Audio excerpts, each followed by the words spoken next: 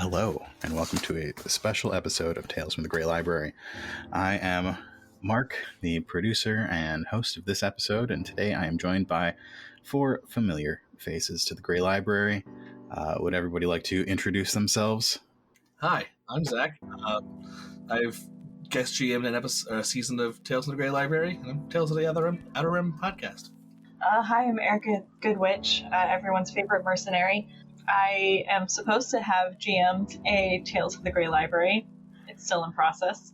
And you can find me on Coruscant Nights, Dicey Cantina, Here's the Hiding Way, and the other place sometime soon. I am SJ. You can find me. I've never been on Tales of the Grey Library, but you can find me on the other place, Coruscant Nights, Tubular Teens with Titans, and Behind the Mask. I'm AJ Kimball. You can find me on most things Coruscant Nights related or Nightcast related and Friends. I'm around. I'm always around. Played Rabberto in Season 2. And today we are playing Creepy Crawls, a mini game that I wrote. It is currently part of the Trans Rights in Florida bundle. So if you haven't gotten that yet, you just pay $5, support a good cause, and get like $2,000 worth of games. Do that. Yeah. All right. Let's very quickly go around and say who we're playing. I'll be playing David the Raccoon. Very inquisitive, loves ghosts and tales of ghosts, so collecting stories and traveling is my game. I'm Junior Ossuarian Adely. I'm Helbling, and I am on sabbatical at the moment because I might have lost my old job. Hi, I'm Wren. I'm really excited to be here. I'm Grottenfolk, and I really love ghosts, and I've done a lot of research on this, and I'm just really excited. I'm kind of really into true crime. Did you say true crime? True crime. Love it. Hello, I am Rabberto Canejo III. You may have heard of me. I hope you have. I've been around. I play bars. I like ghost stories and things of that nature. And no, I've never been to Gilder. And I am Torren, head librarian for the Grey Library, and I've been to Pointe before, but I don't know any of its lore, so I was hoping that the four of you could tell me a couple stories as we walk through town. Can't wait. Oh, there's so many stories. Every corner of this place is riddled with something that's happened. Oh my gosh, you would not believe how much murder has happened here. I would, actually. I would believe that. Okay, good. I think we have a couple of artifacts back at the repository from here. I can't imagine there wouldn't be. This place is chock full of spooky. So haunted. Full spooky. So in Creepy Crawls, we don't normally have a GM.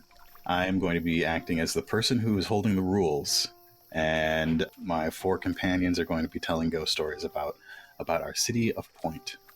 So, which of the four of you has most recently had a supernatural experience? I went on a ghost tour in January. That's recent. Can anybody beat that? No, I was in an asylum like years ago. Not committed. It was an abandoned asylum in close to my hometown that we explored. That was a decade ago. I mean, I live in a city that's 485 years old and has lots of hauntings. Yeah, it's pretty haunted. But I think going on a ghost tour in January wins this one. So Wren is going to be our first tour guide. Oh boy. So, I would like Wren, I would like you, SJ, to pick the location that we're starting and mark it on our map. We're going to start at a bridge. Okay, so we're starting on this bridge in the center. So this is East Run, and it has old memorials. You want to describe what this place in Pointe looks like? Oh my goodness, yes. This has so many old memorials because So many people died here. It's an older part of the city, and all of the memorials are kind of covered in moss because we're by the river and it's damp and there's a lot of humidity. And people don't really come here very much anymore, but they don't come here enough that there's also no graffiti, which is nice. And it's really sad to me because all the ghosts are lonely. It smells pretty salty here. It is very salty, and you can feel it on your skin, and just a lot of statues, and they all look so lonely. We're on a bridge, and there's a lot of statues and memorials on this bridge. I think it's one of those sorts of bridges that has like houses built on either side of it. Yes. Like in the old days. Memorial posts along the walk. There's like Little figurines. and then statues, and then like little tiny altars. It's really nice. Wish people would come here more because the ghosts are so lonely. Everybody's going to draw one card from their deck of spades. Oh my gosh, which one is my spade? 2. It happened in the middle of an epidemic. Ooh. 3. Sightings of a smiling man. God. 8. The ghost makes a digging sound. 3. The building is abandoned. Now it's Wren's job to use those to tell us a story. It happened in the middle of an epidemic. Sightings of a smiling man. People hear digging sounds from an abandoned building. So, you all know that there was a plague here not that long ago, right? I mean, we're getting over it now. And during that plague, 25% of the population died. It was crazy.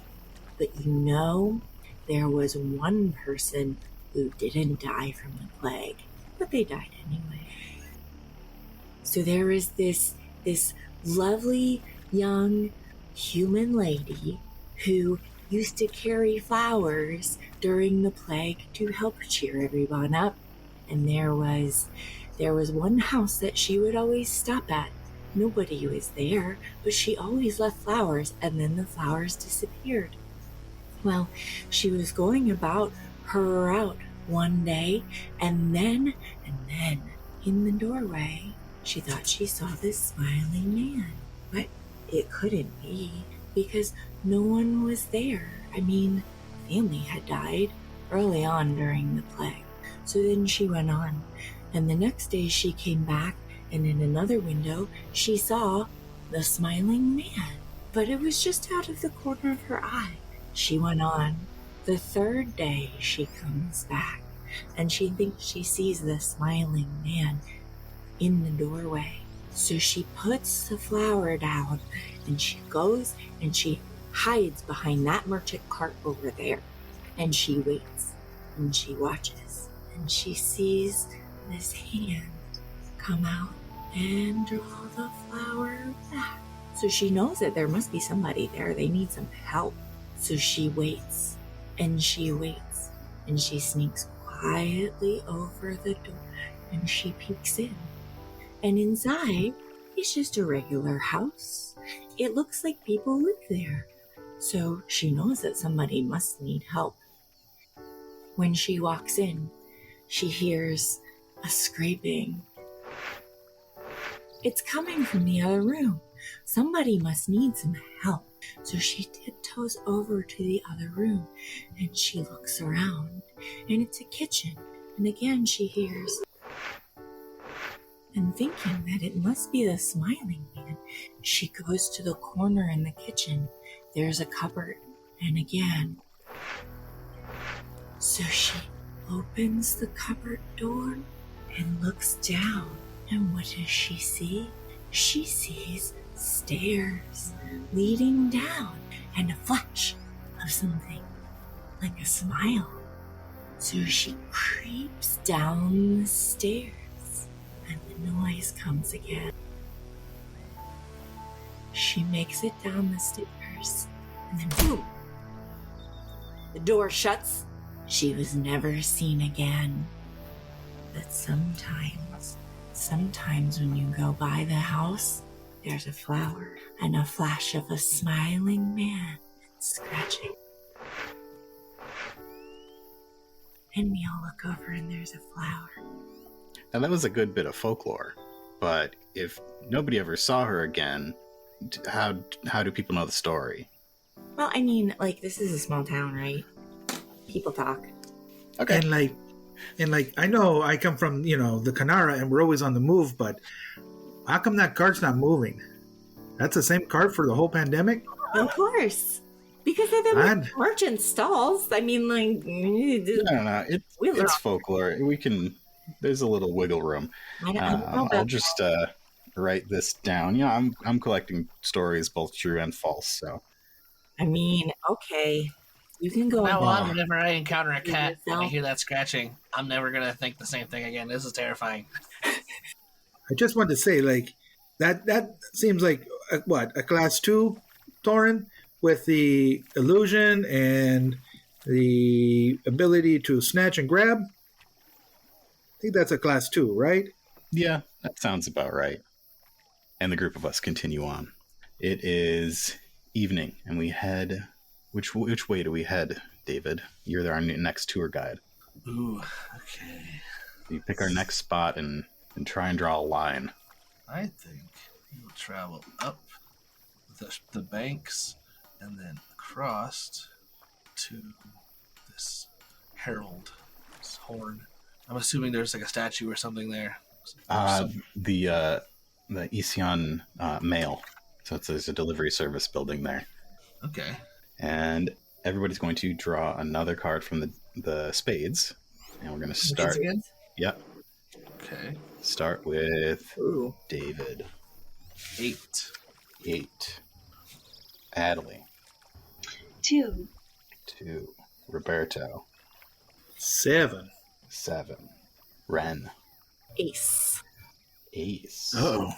All right. David's story started in the dead of winter.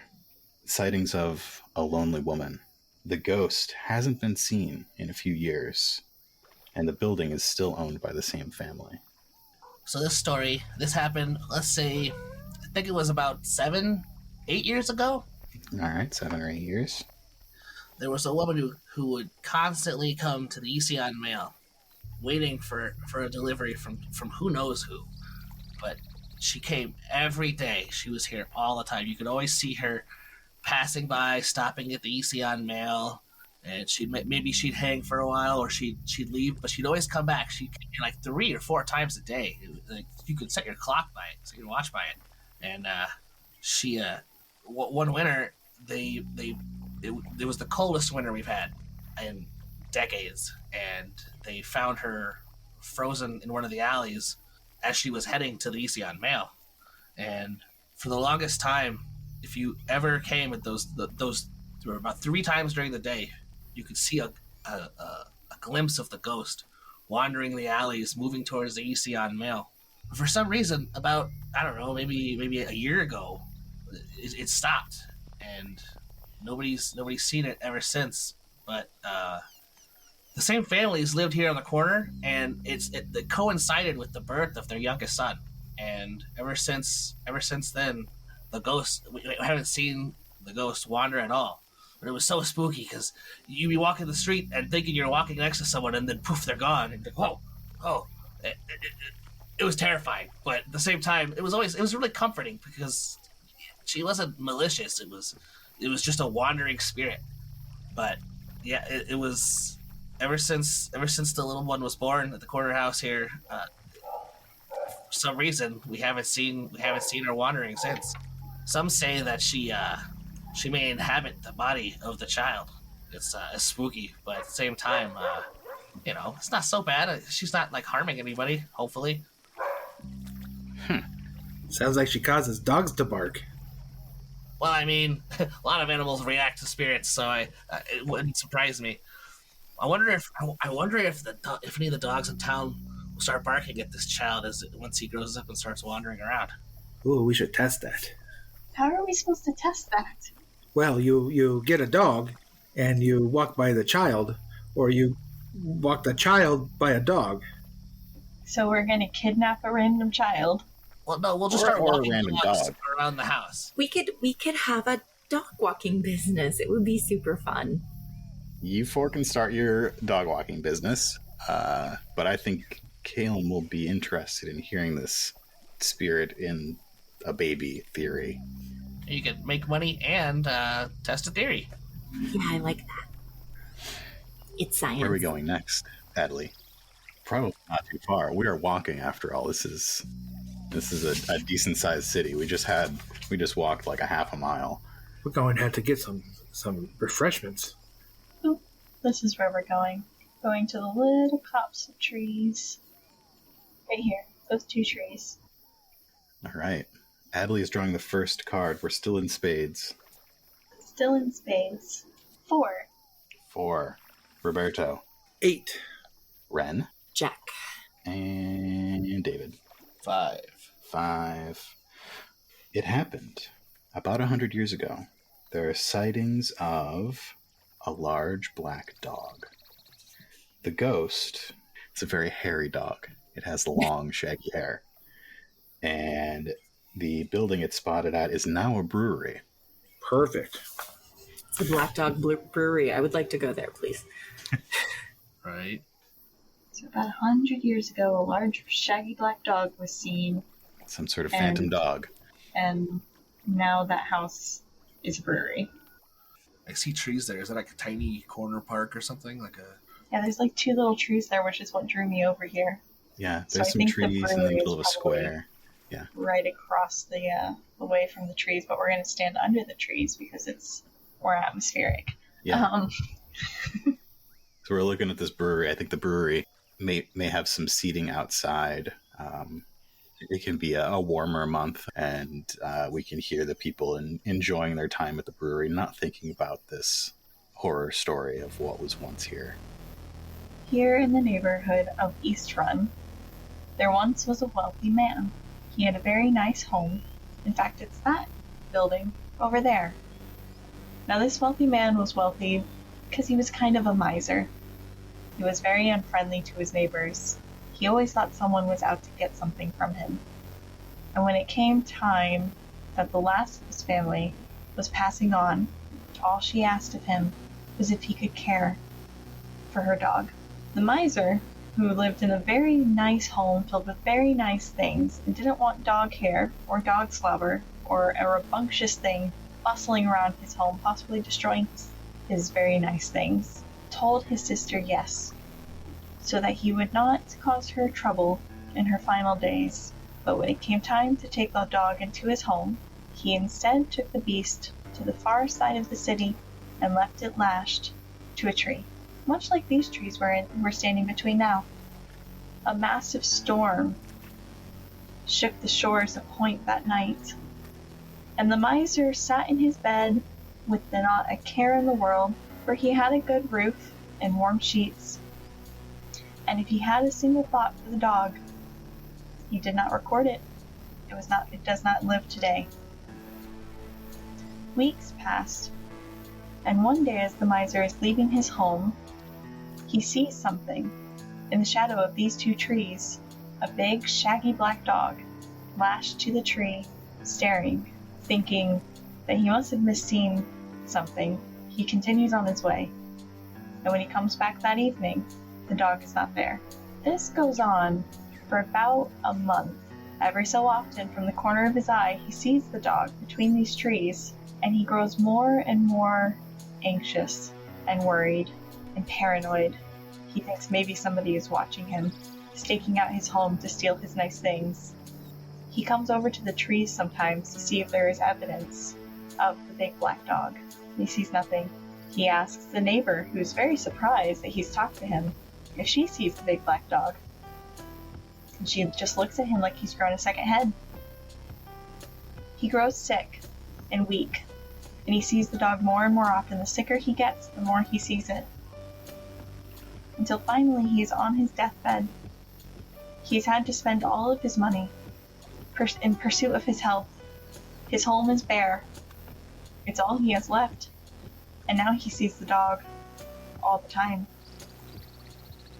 The man passed away, He had no one to leave anything to. He had nothing to leave. And then, as was the way of things, a business bought this building instead, and they had great success. And sometimes, people say, if you are unkind, ungenerous, you might just see a shaggy black dog in these trees watching you. I must say, Sorry. that is a great way to sell more beer, because if you were to be like, just one beer, please, the patron would be like, oh, be careful of the black dog. You should buy one for someone else, or the black dog's going to get you.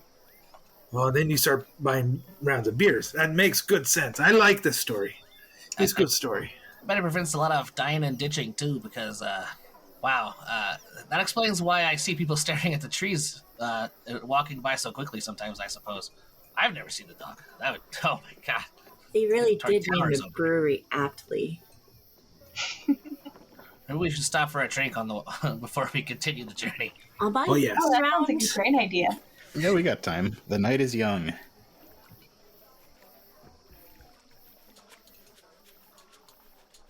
Thank you for listening to this episode of Tales from the Grey Library.